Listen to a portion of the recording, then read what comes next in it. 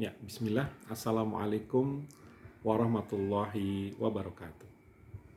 Alhamdulillah, alhamdulillahillazi arsala rasulahu bil huda wa dinil haq liyuzhirahu ala dini kullih wa kafa billahi sahida. Asyhadu an la ilaha illallah wahdahu la syarikalah wa asyhadu anna Muhammadan abduhu wa rasuluh. Allahumma sholli ala Muhammad wa ala alihi wa sahbihi wa sallim ajma'in amma ba'd. Ya ayyuhallazina amanu taqullaha haqqa tuqatih wa la tamutunna illa wa antum muslimun. Qala Allah Ta'ala fil Qur'anil Karim, a'udzubillahi minasyaitonir rajim. Wallazina amanu wattaba'athum dzurriyyatuhum biimanin alhaqna bihim dzurriyyatahum wa ma alatnahum min amalihim min sai' kullu mri'in bima kasaba rahim. Shadaqallahul azim. Sahabat filah yang dirahmati Allah Subhanahu wa taala, alhamdulillah pada malam hari ini kita dapat kembali berjumpa di dalam kajian Inspirasi Islam. Semoga kita semua termasuk hamba-hamba Allah yang istiqomah di jalan Al-Haq ini, di jalan Islam ini hingga akhir hayat kita. Salam dan salawat senantiasa tercurah kepada Nabi kita yang kita cintai, Nabi Muhammad Sallallahu Alaihi Wasallam, kepada seluruh keluarganya, sahabatnya, dan umatnya hingga akhir zaman. Semoga kelak kita semua mendapatkan syafaat beliau di yaumil qiyamah. Amin ya Allah ya rabbal alamin. Sahabat filah yang dirahmati Allah Subhanahu wa taala, tema kajian kita insyaallah malam hari ini tentang beriman kepada Allah. Sahabat sekalian, beriman kepada Allah adalah hal yang paling penting kedudukannya dan paling agung nilainya. Karena kehidupan seorang muslim berpusar di situ dan terbentuk karenanya.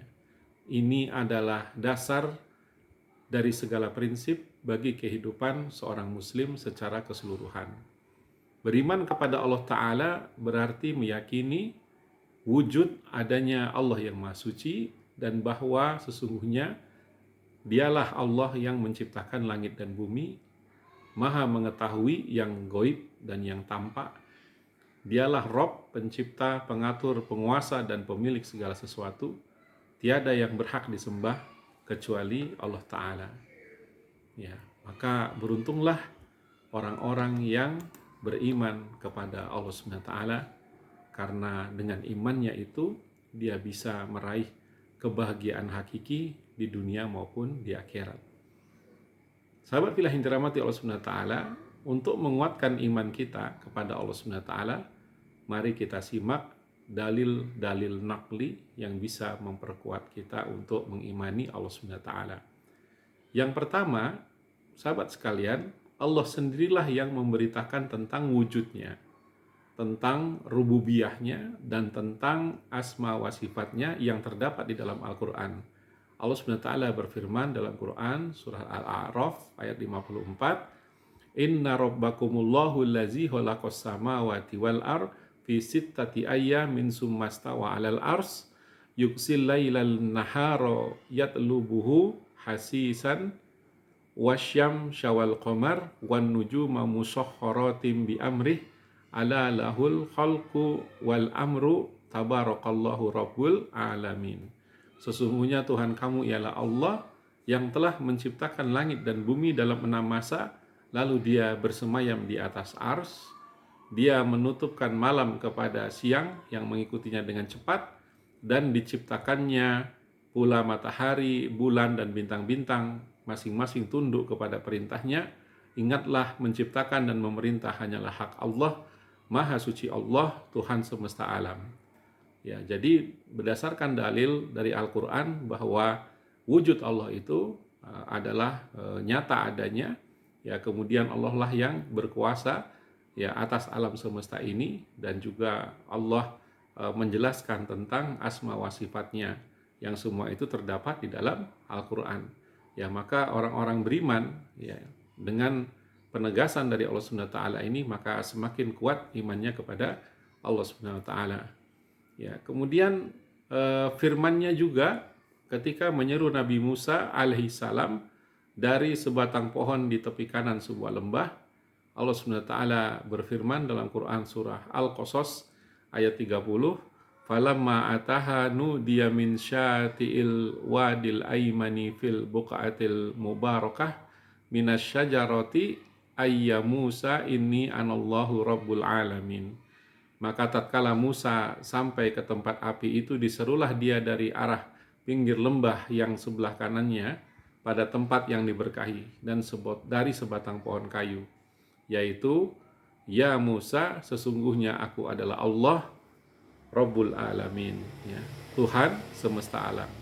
Ya, ini membuktikan bahwa Allah SWT ya pernah menyeru kepada Nabi Musa alaihi salam, ya, dan diabadikan di dalam Quran surah Al-Qasas ayat 30. Berarti wujud Allah SWT itu ya sudah sangat terbukti, ya. Jadi siapapun orang yang meragukan adanya Allah SWT, maka dialah orang yang paling rugi di dalam kehidupan ini, ya.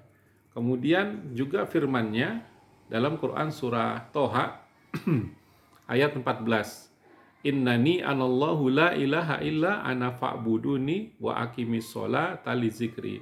Sesungguhnya aku ini adalah Allah, tidak ada Tuhan yang hak selain aku, maka sembahlah aku dan dirikanlah sholat untuk mengingat aku.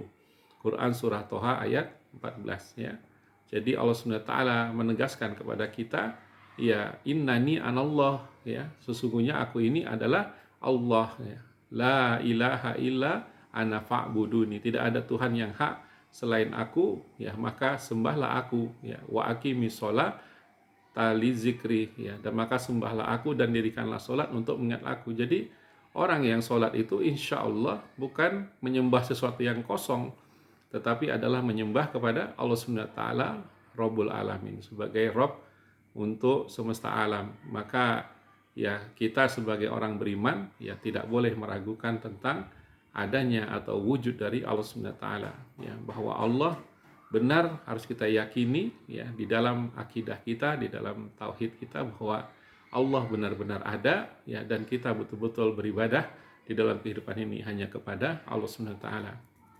Kemudian juga firman-Nya, ya, di dalam mengagungkan dirinya dalam Quran surah Al-Hasr ayat 23, Allah SWT berfirman, "Huwallahu allazi la ilaha illa huwal malikul qudusus salamul mu'minul muhaiminul azizul jabbarul mutakabbir subhanallahi amma yusrikun." Dialah Allah yang tiada Tuhan selain Dia, Raja yang maha suci, yang maha sejahtera, yang mengaruniakan keamanan, yang maha memelihara, yang maha perkasa, yang maha kuasa, yang memiliki segala keagungan. Maha suci Allah dari apa yang mereka persekutukan. Ya, Quran surah Al-Hasr ayat 23. Ya, dengan ayat ini ya Allah mengagungkan dirinya bahwa ya tidak ada yang bisa menandingi, ya, menyaingi atau dipersekutukan dengan Allah SWT. Jadi Allah tiada duanya, dialah Allah SWT yang menciptakan kita semua, yang mengurus seluruh alam semesta ini, yang mengatur rezeki hamba-hambanya, ya, yang mengatur seluruh kehidupan makhluk-makhluk ciptaannya. Maka kita tidak boleh meragukan wujud dari Allah SWT, karena tidak mungkin segala sesuatu itu ada dengan sendirinya tanpa ada yang menciptakan, ya.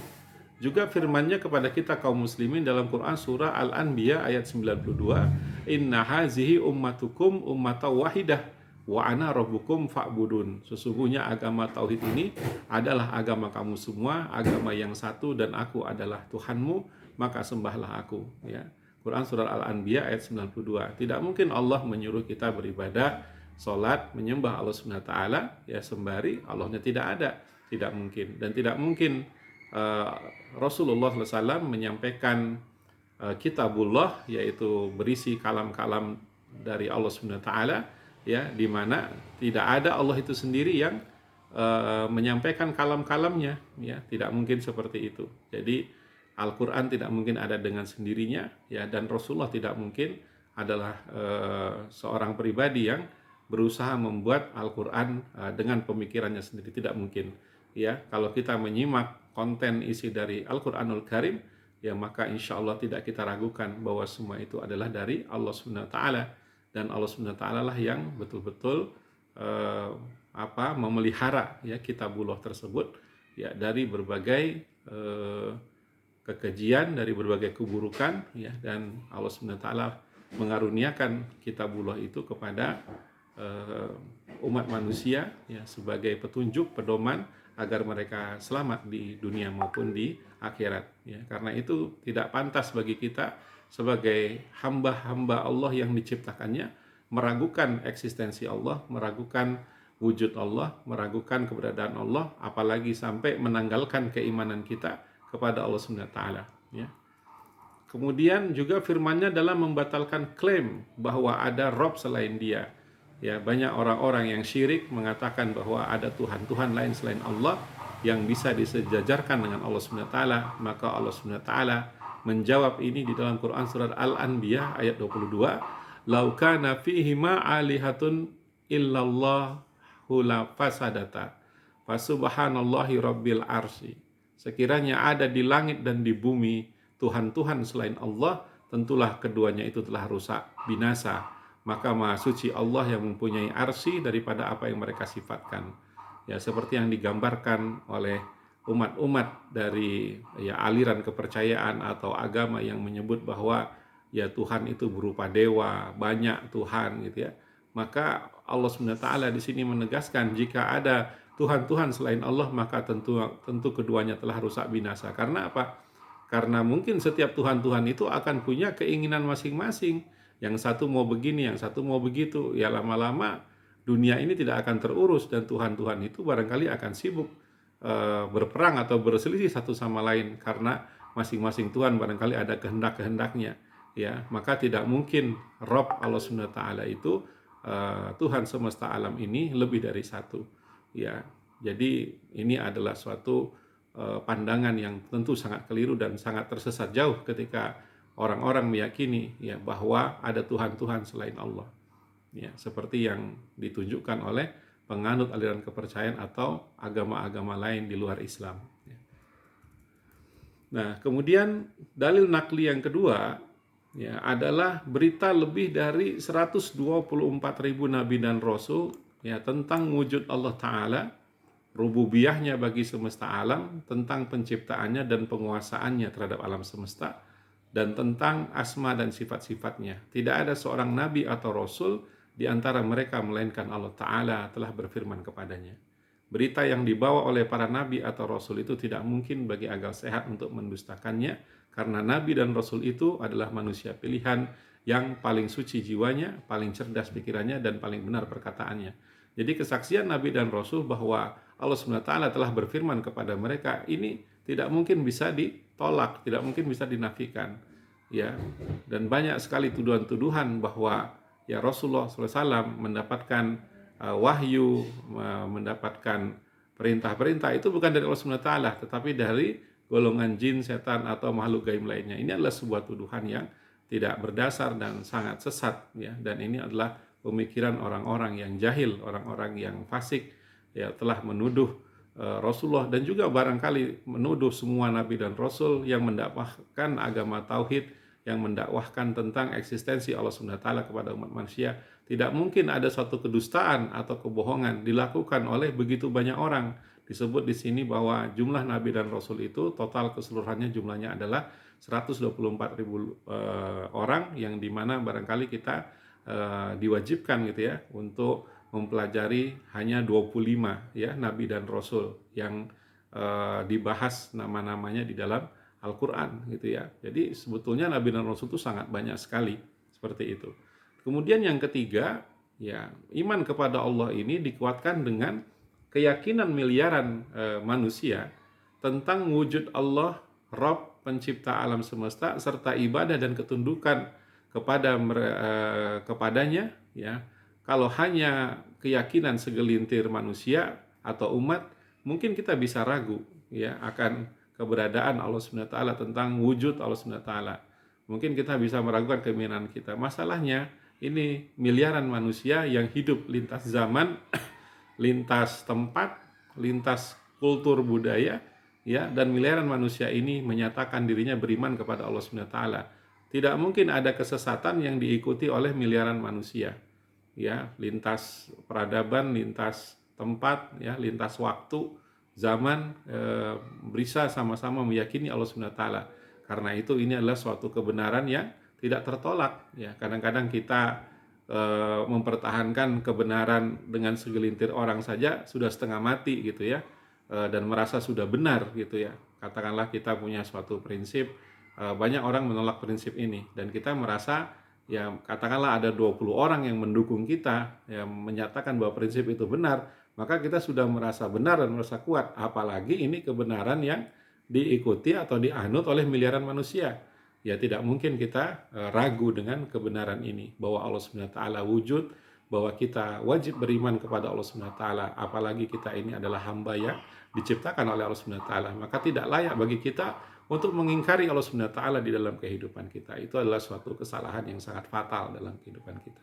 Nah, ini beberapa dalil-dalil nakli yang bisa memperkuat kita untuk mengimani Allah Subhanahu wa taala. Hidup di zaman yang serba banyak fitnahnya hari ini, maka ketika kita tidak beriman kepada Allah Subhanahu wa taala akan galau, ya. Hati kita akan sering berkecamuk, hati kita akan sering gelisah ketika kita ada masalah gitu ya, dan kita tidak beriman kepada Allah Subhanahu wa taala, lalu kita tidak bertawakal, tidak bergantung, tidak berdoa, tidak berharap kepada Allah Subhanahu wa taala, ya maka berat menjalani kehidupan ini. Maka iman kepada Allah Subhanahu wa taala ini adalah kunci ya untuk meraih kebahagiaan sejati di dalam kehidupan kita. Apalagi sebagai seorang kepala keluarga, sebagai seorang ayah, seorang ibu, kalau tidak memiliki iman yang kuat, bagaimana dia akan mewujudkan keluarga yang betul-betul memiliki akhlak mulia, ya, berkarakter mulia. Ya tentu semua ini adalah buah dari keimanan dan buah dari ibadah-ibadah yang kita lakukan kepada Allah Subhanahu wa taala. Tidak mungkin akan muncul akhlak mulia ketika kita tidak beriman dan tidak beribadah kepada Allah Subhanahu wa taala. Maka ayah ibu yang ingin mewujudkan keluarga sakinah, ingin anak-anaknya soleh solehah, maka tidak ada pilihan lain. Kita harus menguatkan keimanan kita kepada Allah Subhanahu wa taala, dan kita harus benar-benar ya mengasuh, mendidik, membina anak-anak kita di bawah prinsip-prinsip akidah dan tauhid yang lurus dan benar. Ya. Baik, itu dalil-dalil naklinya. Berikutnya untuk memperkuat keimanan kita, mari kita bahas dalil-dalil aklinya berkaitan dengan iman kepada Allah Subhanahu wa taala. Ya. Dalil akli yang pertama adalah adanya alam semesta ini dan semua makhluk yang ada di dalamnya tidak mungkin jika tidak ada yang menciptakannya. Lihatlah ciptaan Allah Ta'ala yang beraneka ragam. Ada manusia yang wajahnya beda-beda, ya, matanya beda, hidungnya beda, mulutnya beda, warna kulitnya beda, sidik jarinya nggak ada yang sama satupun, ya.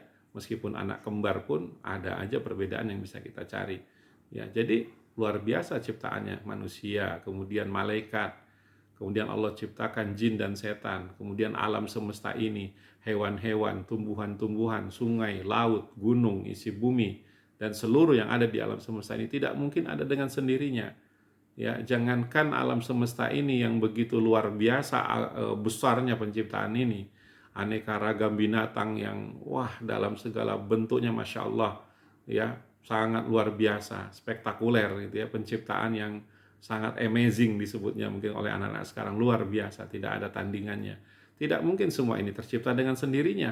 Ya, sedangkan katakanlah barang sederhana ya seperti apa misalkan korek api atau kursi, meja dan sebagainya, handphone, semua itu ada yang menciptakan. Nggak mungkin benda-benda di atas alam semesta ini ada dengan sendirinya. Tidak mungkin planet-planet itu ada dengan sendirinya. Tidak mungkin matahari itu ada dengan sendirinya, bulan ada dengan sendirinya, bumi dan seluruh isinya ini ada secara kebetulan dengan sendirinya, seperti ungkapan oleh orang-orang komunis yang menganggap bahwa semua ini terjadi karena kebetulan semata. Ya, ada nggak HP yang terbentuk secara kebetulan gitu ya, jadi sendiri, nggak ada yang membuat, ada nggak? Nggak ada. Ya, HP itu harus dirakit, HP itu harus dirancang, harus dibuat oleh para insinyur. Tidak mungkin alam semesta ini terjadi dengan sendirinya tanpa ada sesuatu kekuasaan yang besar yang mengatur ini semua. Ya, sedangkan para ahli mengatakan seandainya penciptaan tata surya galaksi, kemudian tata surya tempat kita tinggal hari ini gitu ya. Kemudian alam tempat kita hidup ini katakanlah meleset ya seperjuta mikron di dalam penciptaannya, maka tidak mungkin bisa terjadi bumi yang kita tempati hari ini dengan gaya gravitasinya yang akurat, yang tidak bertabrakan dengan planet satu dengan lainnya, semuanya mengitari matahari pada garis edarnya. Tidak mungkin bisa seperti itu tanpa kekuasaan Allah Subhanahu wa taala. Maka harusnya ketika kita mentafakuri ya kehidupan kita, mentafakuri makhluk-makhluk ciptaan Allah Subhanahu wa taala semuanya, maka harusnya kita sampai kepada keyakinan bahwa tidak mungkin Allah itu tidak ada, ya pasti Allah Subhanahu wa taala ada, dan Allah lah yang telah menciptakan seluruh yang ada di alam semesta ini. Ya, ini dalil akli. Kemudian yang kedua, adanya firman atau kalam Allah yang selalu kita baca dan hayati maknanya dalam Al-Quran adalah bukti wujudnya Allah Ta'ala. Karena itu mustahil ada pembicaraan kalam tanpa adanya mutakalim atau pembicara. Nggak mungkin ada wahyu tanpa ada yang berbicara. Nggak mungkin ada Al-Quran tanpa ada sesuatu yang mewahyukan Al-Quran itu. Yaitu siapa? Allah SWT. Ya, jadi tidak mungkin ada ucapan tanpa ada yang mengucapkan. Ya, tidak mungkin seperti itu. Ya, kalau ada ucapan berarti ada yang berbicara. Kalau ada ucapan berarti ada orang yang membuka lisannya, ya, sehingga orang-orang mendengar. Ya, dan ketika ya hari ini kita membaca kitabullah, ayat-ayat di Al-Quran, ya, dan semuanya ini adalah tentu membawa kita kepada pertanyaan, siapa yang menentukan ayat-ayat di dalam Al-Quran ini? Siapa yang mewahyukannya kepada Rasulullah SAW, gitu ya. Kemudian siapa yang menjadi pembawa wahyu ini, gitu ya. Maka kita akan sampai kepada Allah SWT, gitu ya. Dan kalau kita lihat isinya, ya, kita lihat bahwa firman Allah Ta'ala ini berisi panduan dan hukum yang paling ideal untuk mengatur kehidupan manusia. Dan isinya nyaris tidak ada cacat celah, semuanya benar adanya. Ya, kalau kita membaca Al-Quranul Karim, ya, maka kita akan sampai pada kesimpulan bahwa ya ini semua benar adanya. Dan kalau menurut kita salah, pasti akal kita belum sampai. Ya, suatu hari nanti ketika kita sudah sampai kapasitasnya, sampai ilmunya, ya sudah mumpuni pemahamannya, barulah kita bisa memahami Al-Quran. Ya, selama kita masih jauh gitu ya dari kapasitas yang diharapkan, maka kita barangkali masih menganggap Al-Quran ini nggak benar dan sebagainya. Seperti orang-orang yang belum beriman kepada Allah Subhanahu wa taala, maka ketika membaca Al-Quran, ya hatinya masih banyak diliputi keraguan-keraguan. Ya, tetapi lambat laun ketika dia betul-betul secara jujur menyelami Al-Quran, maka insya Allah dia akan sampai pada kesimpulan bahwa tidak mungkin Al-Quran ini dibuat oleh seorang manusia, ya, atau seorang nabi, yaitu dalam hal ini adalah Nabi Muhammad SAW.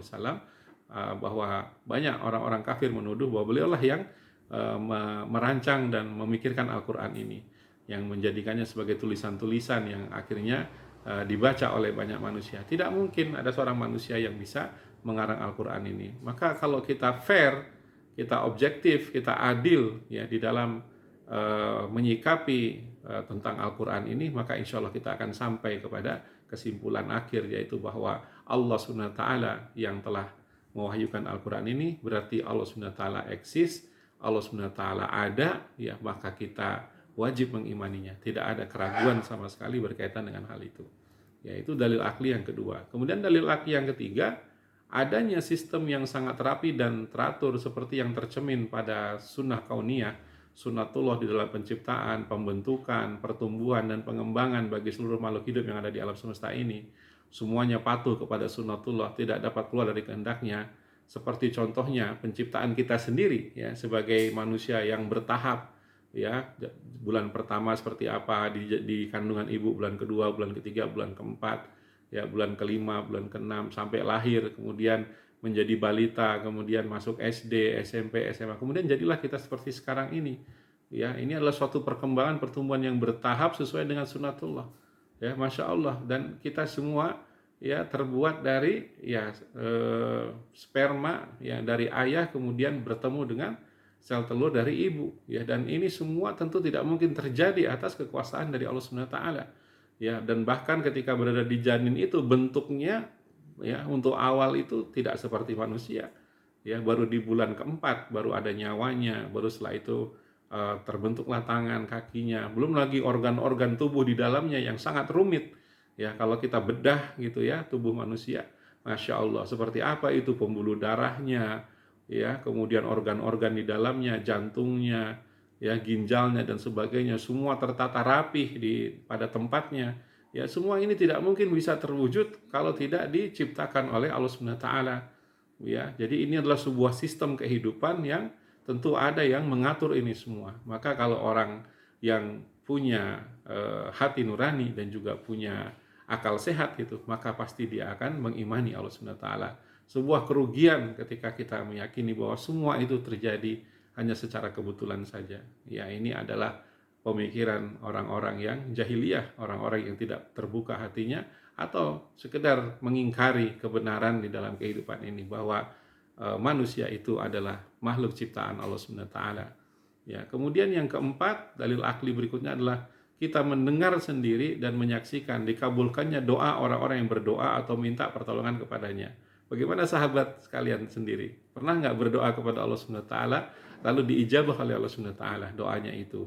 Kadang-kadang kita berdoa meminta sesuatu yang barangkali ya kalau mengandalkan kekuatan kita sendiri tidak mungkin itu bisa terjadi, tetapi berkat karunia Allah Subhanahu wa taala maka doa-doa kita itu diijabah, doa-doa kita itu diperkenankan oleh Allah Subhanahu wa taala, sehingga kita pun ya mendapatkan apa yang kita harapkan dengan pertolongan Allah Subhanahu wa taala. Allah Subhanahu wa taala berfirman dalam Quran surah Al-Anfal ayat 9, ingatlah ketika kalian memohon pertolongan kepada Tuhan kalian dan diperkenankannya bagi kalian. Inilah bukti ya bahwa ya orang itu memohon kepada Allah dan Allah memenuhi harapannya. Ada seorang pasien yang katakanlah terkena penyakit kanker bertahun-tahun kesana kemari, ya kemoterapi, kemudian ikut berbagai alternatif pengobatan kesana kemari nggak sembuh-sembuh gitu. Tapi setelah suatu hari ya dia berdoa ya dengan sepenuh hatinya gitu, tiba-tiba keesokan harinya bangun dari tidur, dia mendapati bahwa penyakitnya itu sudah tidak ada lagi, tiba-tiba hilang. Bukankah ini bukti bahwa Allah Subhanahu wa taala telah mencabut penyakit itu dari dirinya, bahwa Allah lah yang menguji hambanya dengan penyakit kemudian menyembuhkan hambanya. Ya, jadi ketika kita ibaratnya ke dokter, minta obat, melakukan terapi, itu semua hanyalah wasilah. Itu semua hanyalah ikhtiar yang kita lakukan. Sesungguhnya sejatinya kesembuhan itu adalah dari Allah Subhanahu wa taala. Demikian sahabat pilihan dari Allah Subhanahu wa taala. Jadi ini membuktikan lagi bahwa orang yang tidak beriman pada Allah ini ya berarti dia barangkali tidak pernah berdoa kepada Allah Subhanahu wa taala ya, dan juga belum pernah ya doanya diijabah oleh Allah Subhanahu wa taala. Padahal ya jutaan bahkan mungkin miliaran manusia telah bermohon dan berdoa kepada Allah Subhanahu wa taala dan Allah mengabulkan doa-doa mereka. Ini adalah bukti bahwa Allah Subhanahu wa taala ada wujud dan harusnya manusia semuanya menyembah kepada Allah Subhanahu wa taala, beriman kepada Allah Subhanahu wa taala. Kemudian yang kelima, tanda-tanda kebenaran para nabi yang dinamakan mukjizat yang dapat disaksikan dan didengar oleh manusia. Ini merupakan bukti keberadaan Allah Subhanahu wa taala. Allah Subhanahu wa taala berfirman, lalu kami wahyukan kepada Musa, pukullah laut itu dengan tongkatmu, maka terbelahlah lautan itu dan setiap belahan seperti gunung yang besar. Quran surah Asy-Syu'ara ayat 63. Kalau kita lihat di sini bahwa ketika Laut Merah itu terbelah ya, membentuk gunung yang tinggi sehingga Nabi Musa dan pengikutnya bisa lolos, bisa berjalan melewati Laut Merah ya. Kemudian ketika Firaun dan bala tentaranya ingin menyusul ya, dan ketika sudah berada di tengah-tengah, maka oleh Allah Subhanahu wa taala laut yang tadinya terbelah, terangkat ini ditutupkan kembali sehingga tenggelamlah ya Firaun dan bala tentaranya. Ini bukanlah peristiwa yang hanya diceritakan di Al-Quran dengan tanpa ada saksi mata, bukan seperti itu ya. Bahkan ya para pengikut Nabi Musa menjadi saksi mata atas kejadian ini ya, dan para ilmuwan juga menemukan gitu ya bahwa ketika jasad Firaun ditemukan itu memang ada ganggang laut ya di dalam jasadnya sebelum dimumikan gitu ya, dimakamkan dengan cara diawetkan seperti itu ya. Ini adalah bukti bahwa Firaun betul-betul tenggelam ya di dalam Laut Merah ya, dan saksi mata menunjukkan bahwa inilah kekuasaan Allah Subhanahu wa taala. Tidak mungkin sihir bisa melakukan itu ya. Makanya tukang sihir Firaun pun akhirnya memilih untuk beriman kepada Allah Subhanahu wa taala ketika ular mereka dimakan gitu ya oleh ular yang yang atas kuasa Allah Subhanahu wa taala. Tongkat Nabi Musa itu bisa berubah menjadi sebuah ular besar yang memakan ular-ular kecil yang dikerahkan oleh para tukang sihir Firaun ya. Dan ini tukang sihir Firaun langsung mengakui ini tidak mungkin sihir, ini tidak mungkin sesuatu yang seperti yang mereka buat gitu ya. Ini adalah kekuasaan Allah Subhanahu wa taala. Ya, maka ini adalah bukti kalau masih ada juga yang tidak percaya ya kepada Allah Subhanahu wa taala, tidak beriman kepada Allah Subhanahu wa taala, maka dialah orang yang paling rugi. Ya, maka sahabat pilih yang dirahmati Allah Subhanahu wa taala, setelah kita membahas dalil nakli, dalil akli yang ada di atas, bila ada manusia yang tidak juga beriman kepada Allah taala, berarti dia adalah manusia yang sombong, lagi bodoh dan jahiliyah. Ya, saatnya kita harusnya beriman ya kepada Allah Subhanahu wa taala, karena ini adalah pondasi keyakinan di dalam kehidupan kita, dan tidak mungkin kita bisa meraih kebahagiaan sejati kecuali hanya bersama dengan Allah Subhanahu wa taala. Semoga kita semua mendapatkan taufik dan hidayah dari Allah Subhanahu wa taala, memiliki keimanan yang kokoh kepada Allah Subhanahu wa taala, dan menjadikan kehidupan kita seluruhnya ini ya adalah untuk beribadah kepada Allah Subhanahu wa taala. Dan marilah kita perkenalkan Allah Subhanahu wa taala kepada anak-anak kita dari sejak mereka masih kecil ya, sehingga ketika mereka sudah akhir balik, mereka menjadi anak-anak yang juga beriman kepada Allah Subhanahu wa taala ya, dan betul-betul menjadikan Allah Subhanahu wa taala sebagai satu-satunya tempat mereka bergantung di dalam kehidupan ini. Hanya dengan seperti itu kita bisa tenang gitu ya. Tanpa keimanan anak-anak ya, tanpa mereka kenal dengan Allah Subhanahu wa taala, mungkin berat bagi kita ya untuk mempercayakan ya anak-anak kita, menitipkan anak-anak kita kepada Allah Subhanahu wa taala.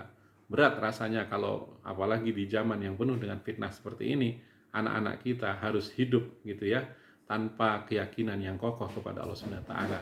Ya, berbagai fitnah, krisis, kemudian masalah keyakinan dan sebagainya, ini semua membutuhkan keimanan yang besar kepada Allah Subhanahu wa taala. Barakallahu fikum. Wabillahi taufiq wal hidayah. Wassalamualaikum warahmatullahi wabarakatuh.